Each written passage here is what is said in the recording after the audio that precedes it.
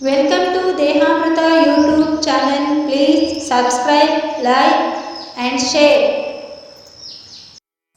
ಬನ್ನಿ ಫ್ರೆಂಡ್ಸ್, ಇವತ್ತು ಹಸಿ ಬಟಾಣಿಯ ನಾವು ಯಾವ ರೀತಿ ಅನ್ನಕ್ಕೆ, ರೊಟ್ಟಿಗೆ, ಸಾಂಬಾರಿಗೆ ನಾವು ಯಾವ ರೀತಿ ಸಾಗು ಥರ ಮಾಡ್ಕೊಳ್ಳೋದು ಅಂತ ಹೇಳಿ ತೋರಿಸ್ತಾ ಇದ್ದೀನಿ. ಗಸಿ ಥರ ನೋಡಿ, ಬಿಸಿ ಬಿಸಿ ಅನ್ನಕ್ಕೆ ಇದು ತುಂಬ ಚೆನ್ನಾಗಿ ಟೇಸ್ಟಾಗಿತ್ತು. ಹಾಗೆ ಇದರ ಆರೋಗ್ಯದ ಲಾಭಗಳು ಬೇಕಾದರೆ ನೀವು ವಿಡಿಯೋ ಕೊನೆಯ ತನಕ ನೋಡಿ. ಇದರ ಆರೋಗ್ಯದ ಲಾಭಗಳು ಇವಾಗ ಕೆಲವೊಂದನ್ನು ಹೇಳ್ತಾ ಹೋಗ್ತೀನಿ, ವಿಡಿಯೋ ಲಾಂಗ್ ಆಗುತ್ತೆ. ನಾನು ನೆಕ್ಸ್ಟ್ ಮತ್ತೆ ಹಾಕ್ತೀನಿ ನೋಡಿ. ಒಂದು ಪ್ಯಾನಿಗೆ ಬಂದುಬಿಟ್ಟು ಒಂದು 4 ಟೇಬಲ್ ಟೀ ಸ್ಪೂನಷ್ಟು ಎಣ್ಣೆ ಹಾಕಿ, ಇಲ್ಲ 2 ಟೇಬಲ್ ಟೀ ಸ್ಪೂನಷ್ಟು ಹಾಕೋದಾದರೆ ಸಾಕು. 1 ಟೇಬಲ್ ಟೀ ಸ್ಪೂನಷ್ಟು ಬೇಕಿದ್ರೆ ತುಪ್ಪ ಹಾಕ್ಕೋಬೋದು. ಅದಕ್ಕೆ ಹೆಚ್ಚಿಟ್ಟಂತಹ ಮೀಡಿಯಮ್ ಗಾತ್ರದ 2 ಈರುಳ್ಳಿ, ಆನಂತರ ಆ ಈರುಳ್ಳಿಗೆ ನಾವು ಒಂದು ಸ್ವಲ್ಪ ಅರಿಶಿಣ ಪುಡಿಯನ್ನು ಹಾಕಿಬಿಟ್ಟು ಸ್ವಲ್ಪ ಒಗ್ಗರಣೆಗೆ ರೆಡಿ ಮಾಡ್ಕೊಂಡ್ಬಿಡೋಣ. ಇದನ್ನು ನೀಟಾಗಿ ಮಿಕ್ಸ್ ಮಾಡಿ ಸ್ವಲ್ಪ ಈರುಳ್ಳಿ ಹಸಿ ವಾಸನೆ ಹೋಗೋ ತನಕ ಎಣ್ಣೆಯಲ್ಲಿ ಚೆನ್ನಾಗಿ ಫ್ರೈ ಮಾಡಿ ತಗೊಂಡ್ಬಿಡೋಣ ಫ್ರೆಂಡ್ಸ್. ಆನಂತರ ಬಂದುಬಿಟ್ಟು ಇದಕ್ಕೆ ನಾವು ಅಚ್ಚು ಖಾರದ ಪುಡಿ, ಸಾಂಬಾರು ಪುಡಿ ಹಾಗೂ ಗರಂ ಮಸಾಲ ಪೌಡರು ನಿಮ್ಮಲ್ಲಿ ಯಾವುದು ಅವೈಲೇಬಲ್ ಇದೆಯೋ ಅದನ್ನು ಹಾಕ್ಕೊಳ್ಳಿ. ಒಂದು ಸ್ವಲ್ಪ ಹಾಕ್ತಾಯಿದ್ದೀನಿ ನೋಡಿ. ನಾನು ಕೊನೆಗೆ ಇದಕ್ಕೆ ಮತ್ತೆ ಮಸಾಲೆ ಮಾಡಿ ಹಾಕ್ತೀನಿ. ಮಸಾಲೆದು ಕೂಡ ನಾನು ಏನೇನೆಲ್ಲ ಹಾಕಬೇಕು ಅಂಥೇಳಿ ಕೊನೆಗೆ ತೋರಿಸ್ಕೊಡ್ತೀನಿ ನೋಡಿ. ಸ್ವಲ್ಪ ಸಾಂಬಾರು ಪುಡಿ ಹಾಕಿದ್ದೀನಿ, ಸ್ವಲ್ಪ ಅಚ್ಚು ಖಾರದ ಪುಡಿ, ಹಾಗೆ ಒಂದು ಸ್ವಲ್ಪ ಗರಂ ಮಸಾಲ ಮತ್ತು ಅರಿಶಿಣ ಪುಡಿ ಹಾಕಿ ಇದನ್ನು ಒಂದು ಸ್ವಲ್ಪ ಹಸಿ ವಾಸನೆ ಹೋಗಲಿ. ಇದೆಲ್ಲ ಇದರಲ್ಲಿ ಈರುಳ್ಳಿಯಲ್ಲಿ ಮಿಕ್ಸ್ ಆಗೋ ತನಕ ಸ್ವಲ್ಪ ಫ್ರೈ ಮಾಡ್ಕೊಳ್ಳಿ. ಆನಂತರ ಬಂದುಬಿಟ್ಟು ಹೆಚ್ಚಿದಂತಹ ಟೊಮೊಟೊ, ಒಂದು ಮೀಡಿಯಮ್ ಗಾತ್ರದ ಟೊಮೊಟೊ, ನೀವು ಬೇಕಾದರೆ ಚಿಕ್ಕದಾಗಿ ಹೆಚ್ಚಿ ಹಾಕ್ಕೋಬೋದು. ನಾನು ದೊಡ್ಡ ಹೆಚ್ಚು ಹಾಕ್ಕೊಂಡಿದ್ದೀನಿ. ಮತ್ತು ನಾವು ಈರುಳ್ಳಿ ಟೊಮೊಟೊನ ಮಸಾಲೆಗೂ ಕೂಡ ಹಾಕ್ತೀವಿ ಫ್ರೆಂಡ್ಸ್. ಇದನ್ನು ನೀಟಾಗಿ ಈ ರೀತಿ ಫ್ರೈ ಮಾಡಿ ತಗೊಂಡ್ಬಿಡೋಣ. ಆನಂತರ ಇದಕ್ಕೆ ನೋಡಿ ಹಸಿ ಬಟಾಣಿ, ಈ ಹಸಿ ಬಟಾಣಿಯನ್ನು ನಾನು ಇದಕ್ಕೆ ಹಾಕ್ತಾಯಿದ್ದೀನಿ. ಬಿಡಿಸಿ ನೀಟಾಗಿ ವಾಶ್ ಮಾಡಿ ಇಟ್ಕೊಂಡಿದ್ದೆ. ಅರಿಶಿನ ಪುಡಿ, ಉಪ್ಪು ಗೊತ್ತಲ್ಲ ಮಾಮೂಲಾಗಿ ಹಾಕಿಬಿಟ್ಟು ಒಂದು ಸ್ವಲ್ಪ ಹೊತ್ತು ಬಿಟ್ಟರೆ ಅದೆಲ್ಲ ವಾಶ್ ಆಗಿಬಿಡಿ. ನೀಟಾಗಿ ತೊಳೆದ್ಬಿಟ್ಟು ಹಾಕ್ಕೊಂಬಿಡೋಣ ನೋಡಿ. ಹಸಿ ಬಟಾಣಿಯಲ್ಲಿ ಏನೆಲ್ಲ ಆರೋಗ್ಯದ ಲಾಭಗಳಿದೆ ಅಂತ ಹೇಳೋದಾದರೆ, ಇದರಲ್ಲಿ ವಿಟಮಿನ್ ಸಿ ಮತ್ತು ಆ್ಯಂಟಿ ಆಕ್ಸಿಡೆಂಟ್ ಇರೋದ್ರಿಂದ ಇದು ರೋಗ ನಿರೋಧಕ ಶಕ್ತಿ ತುಂಬ ಹೆಚ್ಚು ಮಾಡಲಿಕ್ಕೆ ಸಹಾಯ ಮಾಡುತ್ತೆ. ರುಚಿಗೆ ತಕ್ಕಷ್ಟು ಉಪ್ಪು ಹಾಕಿದ್ದೀನಿ ಇವಾಗ ನಾನು. ಆನಂತರ ವಿಟಮಿನ್ ಸಿ ಕೊಲಾಜಿನ್ ಉತ್ಪಾದನೆಗೆ ಇದು ಸಹಾಯ ಮಾಡೋದ್ರಿಂದ ಚರ್ಮದ ಯೌವನಕ್ಕೆ ಇದು ತುಂಬ ಸಹಾಯ ಆಗುತ್ತೆ. ನಾರಿನಾಂಶ ಹೆಚ್ಚಾಗಿ ಇರೋದ್ರಿಂದ ಜೀರ್ಣಕ್ರಿಯೆಗೆ ಇದು ನಮಗೆ ತುಂಬ ಸಹಾಯ ಆಗುತ್ತೆ. ಹಾಗೆ ಪ್ರೋಟೀನ್ ಮತ್ತು ವಿಟಮಿನ್ ಎ ಇರೋದ್ರಿಂದ ಚಿಕ್ಕವರಿಂದ ಹಿಡಿದು ವಯಸ್ಸಾಗುವವರೆಗೂ ಕೂಡ ನಮಗೆ ಕಣ್ಣಿನ ಆರೋಗ್ಯಕ್ಕೆ ಇದು ತುಂಬ ಸಹಾಯ ಮಾಡುತ್ತೆ. ಮಕ್ಕಳ ಬೆಳವಣಿಗೆಗೂ ಕೂಡ ಇದು ತುಂಬ ನಮಗೆ ಸಹಾಯ ಮಾಡುತ್ತೆ. ನಂತರ ಬಂದ್ಬಿಟ್ಟು ನೋಡಿ, ಪಾಲಕ್ ಹಾಕ್ತಾಯಿದ್ದೀನಿ. ಪಾಲಕ್ ಬಗ್ಗೆ ನಿಮಗೆ ನಾನು ಜಾಸ್ತಿ ಹೇಳೋದೇ ಬೇಡ.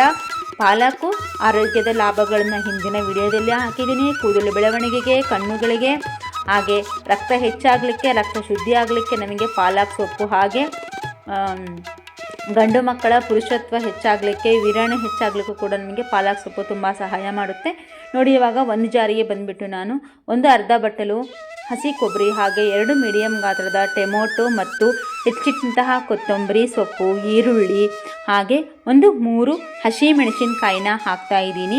ಹಸಿ ಮೆಣಸಿನಕಾಯಿ ನಿಮಗೆ ಆಪ್ಷನಲ್, ಬೇಕಿದ್ರೆ ಹಾಕ್ಬೋದು, ಇಲ್ಲ ಹೆಚ್ಚಿಬಿಟ್ಟು ಕೂಡ ನೀವು ಒಗ್ಗರಣೆಗೆ ಹಾಕ್ಕೋಬೋದು. ಮಕ್ಕಳಿಗೆ ಖಾರ ಆಗುತ್ತೆ ಅಂತ ನಾನು ರುಬ್ಬಿ ಹಾಕ್ತಾಯಿದ್ದೀನಿ. ಬೇಕಿದ್ರೆ ಪೆಪ್ಪರ್ ಪೌಡ್ರು ಕೂಡ ಹಾಕ್ಕೋಬೋದು ಫ್ರೆಂಡ್ಸ್. ನಂತರ ನಾನು ನೋಡಿ ಇದಕ್ಕೆ ಚಕ್ರ ಮೊಗ್ಗು ಹಾಕ್ತಾಯಿದ್ದೀನಿ. ಸ್ಪೈಸಿ ಮಸಾಲೆಸ್ ಎಲ್ಲ ಹಾಕ್ಕೊಂಬಿಡಿ. ಚಕ್ಕೆ, ಲವಂಗ, ಹಾಗೆ ಒಂದೊಂದು ಸಾಕು ನೋಡಿ. ಒಂದು ಅರ್ಧ ಇಂಚಷ್ಟು ಚಕ್ಕೆ, 1 ಲವಂಗ, 1 ಏಲಕ್ಕಿ ಹಾಕ್ತಾಯಿದ್ದೀನಿ. ನಂತರ 3 ಎಸಳು ಬೆಳ್ಳುಳ್ಳಿ ಹಾಕಿದ್ದೀನಿ. ಒಂದು ಅರ್ಧ ಇಂಚಿನಷ್ಟು ಶುಂಠಿ ಹಾಕ್ತಾಯಿದ್ದೀನಿ. ಇದು ಫ್ಲೇವರ್ ತುಂಬ ಚೆನ್ನಾಗಿ ಬರುತ್ತೆ, ನಮಗೆ ಟೇಸ್ಟಿಯಾಗಿರುತ್ತೆ.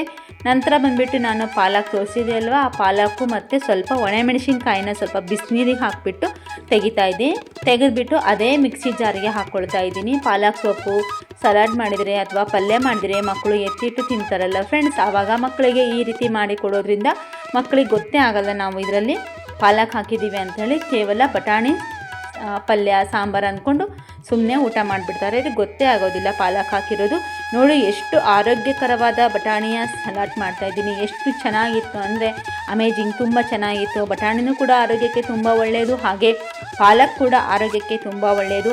ಹಾಗೆ ನಾನು ಹೇಳ್ತಾ ಪಾಲಕ್ ಸೊಪ್ಪಿಂದು ಹಿಂದಿನ ವಿಡಿಯೋದಲ್ಲಿ ಹೇಳಿದ್ದೀನಿ. ಹಾಗೆ ಬಟಾಣಿನೂ ಕೂಡ ನಮ್ಮ ಹೃದಯಕ್ಕೆ ತುಂಬ ಒಳ್ಳೆಯದು ಫ್ರೆಂಡ್ಸ್. ಹಾಗೆ ಪುರುಷರ ಯೌವನದ ಮತ್ತು ಫಲವತ್ತತೆಗೂ ಕೂಡ ಇದು ನಮಗೆ ತುಂಬ ಸಹಾಯ ಮಾಡುತ್ತೆ. ಹಸಿ ಬಟಾಣಿ ಸೇವನೆ ವಾರಕ್ಕೆ 2 ರಿಂದ 3 ಬಾರಿ ಸೇವಿಸೋದ್ರಿಂದ ಪುರುಷರಲ್ಲಿನ ವೀರ್ಯಾಣು ಹೆಚ್ಚಾಗಲಿಕ್ಕೆ ಇದು ತುಂಬ ಸಹಾಯ ಆಗುತ್ತೆ. ತುಂಬ ರುಚಿಯಾಗಿತ್ತು ಈ ಗಸಿ ಅನ್ನಕ್ಕೂ ಸೈ, ರೊಟ್ಟಿಗೂ ಸೈ, ಚಪಾತಿಗೂ, ದೋಸೆಗೆ ತುಂಬ ಚೆನ್ನಾಗಿತ್ತು. ನಾವು ಯಾವುದ್ರ ಜೊತೆಗಾದರೂ ಕೂಡ ಇದನ್ನು ನಾವು ಸೇವಿಸ್ಬೋದು. ತುಂಬ ಆರೋಗ್ಯಕರವಾದ ಹಸಿ ಬಟಾಣಿಯ ಪಲ್ಯ ನಮಗೆ ಸವಿಲಿಕ್ಕೆ ಸಿದ್ಧ ಆಯಿತು. ನಿಮಗೆ ಇನ್ನೂ ಸ್ವಲ್ಪ ಗಟ್ಟಿ ಬೇಕಾದ್ರೆ ಇನ್ನೂ ಸ್ವಲ್ಪ ಚೆನ್ನಾಗಿ ಕುದಿಸ್ಕೊಂಡ್ರೆ ಗಟ್ಟಿಯಾಗ್ಬಿಡುತ್ತೆ. ಈ ರೀತಿ ನಾವು ಮಕ್ಕಳಿಗೆ ಮಾಡಿಕೊಡೋದ್ರಿಂದ ಆರೋಗ್ಯಕ್ಕೆ ತುಂಬ ಒಳ್ಳೆಯದು. ಮಕ್ಕಳಿಗೂ ಮತ್ತು ಪುರುಷರಿಗೂ ತುಂಬ ಒಳ್ಳೆಯದು ಆರೋಗ್ಯಕ್ಕೆ. ಇದನ್ನು ಸೇವನೆ ಮಾಡೋದ್ರಿಂದ ನಮಗೆ ತೂಕ ಇಳಿಕೆಗೂ ಕೂಡ ಇದು ತುಂಬ ಸಹಾಯ ಆಗುತ್ತೆ. ನಮ್ಮ ಚರ್ಮದ ಹೊಳಪಿಗೂ ಕೂಡ ಸಹಾಯ ಆಗುತ್ತೆ. ಹಾಗೆ ವಾರದಲ್ಲಿ 3-4 ಬಾರಿ ಸೇವನೆ ಮಾಡಿ ನೋಡಿ. ನಾನಿವಾಗ ಬಿಸಿ ಬಿಸಿ ಅನ್ನದ ಜೊತೆ ಹಾಗೆ ಅಕ್ಕಿ ರೊಟ್ಟಿ ಒಂದಿತ್ತು ಹಾಗೆ ತೋರಿಸ್ಲಿಕ್ಕಿಟ್ಟಿದ್ದೀನಿ ನೋಡಿ. ಅಕ್ಕಿ ರೊಟ್ಟಿ ಜೊತೆಗೆ ಹಾಗೆ ಸೈಡ್ಗೆ ಸಂಡಿಗೆ ಇಟ್ಕೊಂಡಿದ್ದೀನಿ ಸೈಡ್ಸ್ಗೆ. ತುಂಬ ಚೆನ್ನಾಗಿತ್ತು. ಏನಪ್ಪ ಅಂದರೆ ಈ ಗಸಿಗೆ ಯಾವುದೇ ರೀತಿ ಸೈಡ್ಸ್ ಬೇಡ ಫ್ರೆಂಡ್ಸ್. ಈ ಗ್ರೇವಿಗೆ ನೀವೇನು ಬೇಕಾದ್ರೂ ಹೆಸರಿಟ್ಕೊಳ್ಳಿ, ತುಂಬ ಚೆನ್ನಾಗಿದೆ, ತುಂಬ ಟೇಸ್ಟಿಯಾಗಿತ್ತು. ರೊಟ್ಟಿ ಚಪಾತಿಗೂ ಕೂಡ ಇದು ತುಂಬ ಚೆನ್ನಾಗಿರುತ್ತೆ. ಬಿಸಿ ಬಿಸಿ ಅನ್ನಕ್ಕಂತೂ ಇದು ತುಂಬ ಚೆನ್ನಾಗಿರುತ್ತೆ. ಉದುರುದುರಾಗಿರೋ ಬಿಸಿ ಬಿಸಿ ಅನ್ನಕ್ಕೆ ಇದು ತುಂಬ ಟೇಸ್ಟಿಯಾಗಿತ್ತು ನೋಡಿ. ಲಾಸ್ಟಿಗೆ ಬೇಕಿದ್ರೆ ನಾವು ಕೊತ್ತಂಬರಿಯಿಂದ ಅಲಂಕಾರ ಮಾಡ್ತಾಯಿದ್ದೀನಿ. ಈ ರೀತಿ ನೀವು ಬಿಸಿ ಅನ್ನಕ್ಕೂ ಸೇವನೆ ಮಾಡ್ಬೋದು, ಚಪಾತಿಗೂ ಸೇವನೆ ಮಾಡ್ಬೋದು. ಯಾರಿಗೆಲ್ಲ ಈ ವಿಡಿಯೋ ಆರೋಗ್ಯದ ಲಾಭದ ಜೊತೆಗೆ ನಿಮಗೆ ರೆಸಿಪಿಗಳನ್ನು ಹೇಳ್ತಾ ಇದ್ದೀನಿ. ದಯವಿಟ್ಟು ನಮ್ಮ ಚಾನಲ್ನ ಸಬ್ಸ್ಕ್ರೈಬ್ ಮಾಡಿ, ಹಾಗೆ ಲೈಕ್ ಮಾಡಿ, ನಿಮ್ಮ ಫ್ಯಾಮಿಲಿ ಫ್ರೆಂಡ್ ಜೊತೆಗೆ ಶೇರ್ ಮಾಡಿ. ನಮ್ಮ ಹೆಲ್ತಿ ಕುಕ್ಕಿಂಗ್ ದೇಹಾಮೃತ ಚಾನಲ್ನ ದಯವಿಟ್ಟು ಸಬ್ಸ್ಕ್ರೈಬ್ ಮಾಡಿ. ಹೆಚ್ಚು ಸಬ್ಸ್ಕ್ರೈಬ್ ಮಾಡಿ, ಹೆಚ್ಚು ಲೈಕ್ ಮಾಡೋದ್ರಿಂದ ನಮಗೆ ವಿಡಿಯೋ ಮಾಡಲಿಕ್ಕೆ ತುಂಬ ಖುಷಿ ಆಗುತ್ತೆ ಫ್ರೆಂಡ್ಸ್.